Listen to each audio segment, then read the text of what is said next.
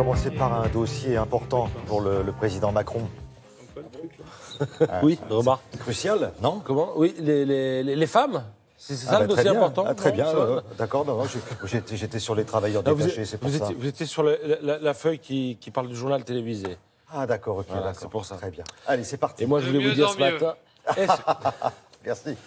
Moi, ce que je voulais vous dire ce Mais matin, c'est crucial et aussi. si l'actualité, bien sûr c'est crucial aussi, était avant tout une affaire de femmes. À parcourir les journaux, on s'aperçoit, et notez que c'est pour s'en réjouir, hein, Thierry, qu'elles sont partout, les femmes, dans la politique, dans l'économie, dans le spectacle, dans le décryptage aussi, vous allez comprendre. Alors, tant qu'à parler des femmes, eh bien, commençons par la plus puissante du monde, qui nous a toujours prouvé qu'elle était plutôt du style à rigoler quand elle se coince les doigts dans la porte. Et là, franchement, elle fait carrément la tête à la une du Figaro. Il faut dire que les doigts, elle se les est méchamment coincés dans l'urne des dernières élections fédérales, certes gagnées par elle, mais qui se sont soldées par l'entrée au Bundestag de 92 députés d'extrême droite, une première depuis la guerre. Alors dans son édito, eh bien Patrick Saint-Paul l'explique fort bien, l'extrême droite à 13%.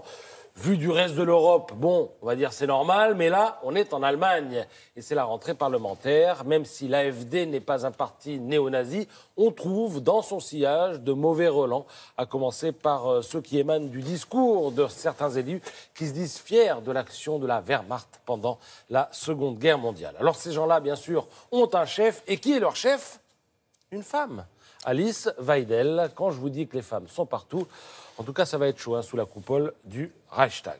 Alors, si les femmes sont partout, il n'y a pas de raison qu'elles ne soient pas à la une du Monde. Cette fois, il est question de nous éclairer sur un des sujets phares de l'actualité, le harcèlement sexuel. Et c'est Juliette Binoche qui s'y colle, vu qu'elle sait 2 ou 3 choses d'Harvey Weinstein, qui a produit plusieurs des films qui ont contribué à la consécration internationale de l'actrice. Elle aussi a déjeuné en tête-à-tête avec Weinstein. Dans sa suite, je sentais que j'avais en face de moi quelqu'un de particulier, le genre de type avec lequel je n'irai jamais m'amuser, dit-elle. Alors Juliette Binoche avait 18 ans quand un metteur en scène, on ne sait pas qui, lui a sauté dessus, elle l'a repoussé. Elle avait 21 ans quand un réalisateur, on ne sait pas qui, a tenté sa chance avec la même finesse. Elle l'a aussi repoussé, oui, dit-elle. Il y a beaucoup de volcans dans le cinéma et elle s'empresse de préciser. Ça m'est arrivé de ne pas être prise dans des films parce que je n'avais pas répondu au coup de genou sous la table, parce que je n'ai pas appelé le numéro de portable qu'on m'avait donné après avoir répété.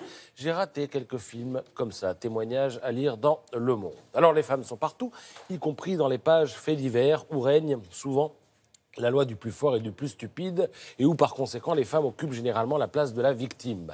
L'histoire du jour, vous la trouverez dans Le Parisien, c'est celle d'Élodie, enfermée et violée pendant des années par l'homme qu'elle croyait être son père. La jeune femme a trouvé la force, néanmoins, de le dénoncer. Élodie a 23 ans, elle en avait 12 lorsque sa mère l'a envoyée en France, au départ du Congo démocratique, l'ex-Zaïre, en lui disant qu'elle allait pouvoir y faire des études et rencontrer son père. Sauf que ce n'était pas son père, c'était son oncle. Sauf que ce n'était pas un père, c'était un violeur. Verdict attendu aujourd'hui aux Assises de Paris. Le papier est à lire dans Le Parisien. Pour terminer, des femmes encore et toujours dans les pages culturelles. L'Humanité nous parle de Barbara, tout comme Le Parisien, qui y ajoute La Calas. Les 2 chanteuses immenses font l'objet de 2 expos. Barbara à la Philharmonie, donc au nord-est de Paris, et La Calas au sud-est, au sud-ouest, à la scène musicale. Je reviens vous en parler dans la revue de presse culturelle tout à l'heure. Avec grand plaisir, on attend ça avec impatience. Merci beaucoup, Patrice.